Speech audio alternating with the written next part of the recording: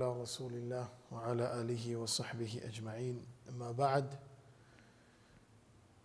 Respected brothers, sisters, all praise belongs to Allah subhanahu wa ta'ala, who has given us this opportunity to come to His house, the blessing of Allah Azza wa Jal, and being part of this rahmah and mercy of Allah subhanahu wa ta'ala that is descending. Every individual who comes to the house of Allah Azza wa Jal, Allah subhanahu wa ta'ala prepares an hospitality for him. So today when we were coming to the house of Allah, Allah Azza wa Jal prepared a hospitality for us. So when we go to someone's house, He entertains us with different delicious food and other things that He would like to entertain His guest. Similarly, Allah Azza wa Jal entertains us with His rahmah, with His maghfirah, with His closeness. And this is the blessing of Allah Azza wa Jal, that He gives us the opportunity to come and take that blessing. We ask Allah Azza wa Jal to protect us from all types of evil. And we ask Allah to grant us the opportunity and the ability to take this in our life. Ameen Ya Rabbal Alameen. As a believer, our life revolves around actions which will either take us closer to Allah subhanahu wa ta'ala or away from Allah Azza wa Jal. Or in other words, getting us closer to Jannah or getting us closer to the hellfire.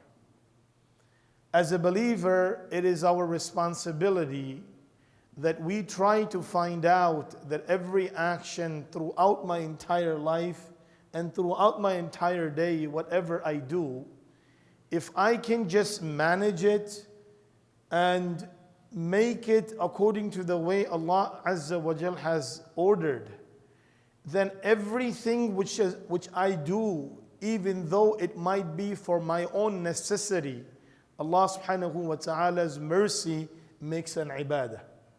For example, we eat every single day, multiple times of the day we eat. Now, if you were to calculate an average person who lives about 80 years in his life, he would spend about 7 to 10 years in eating, roughly. Now that 7 to 10 years of an individual who has lived this long life, this action can become the source of this individual getting closer to Allah subhanahu wa ta'ala, with the condition that is done under the guidelines that is given to us through the practice of Rasulullah sallallahu alayhi wa sallam. So as it is essential for me to learn a lot of other things in my life, it is equally essential for me to learn how to do things the way the Prophet sallallahu alaihi wasallam has done it. So now, for example, I'm going to eat it, which is a necessity of every individual, and every person who comes into this world starts to eat at different capacity and grows on that.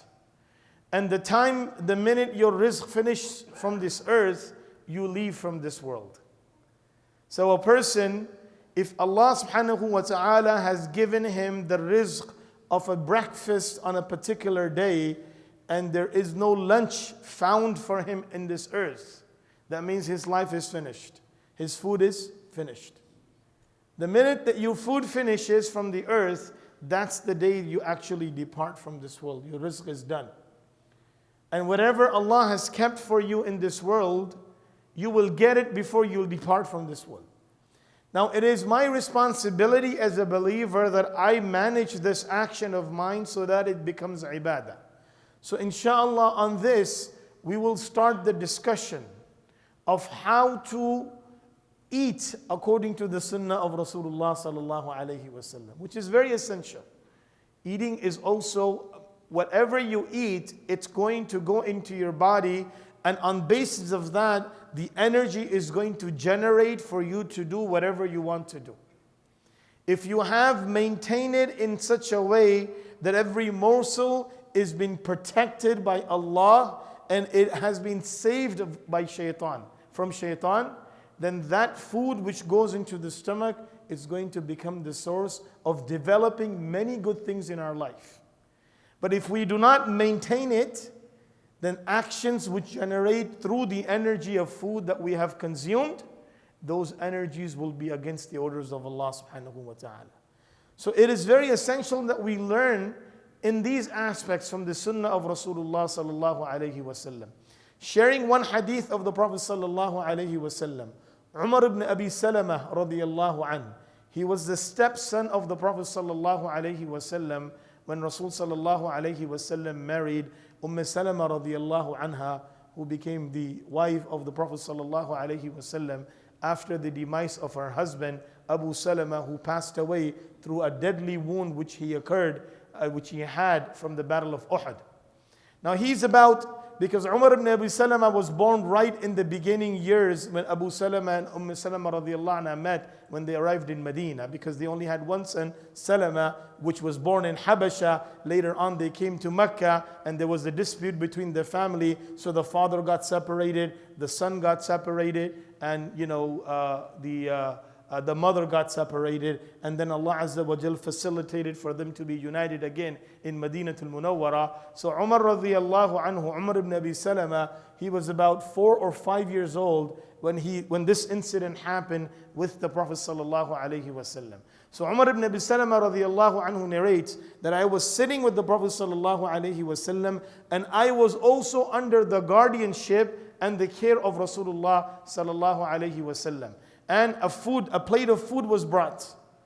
So as soon as the food came, I took my hand and start eating from all over the plate.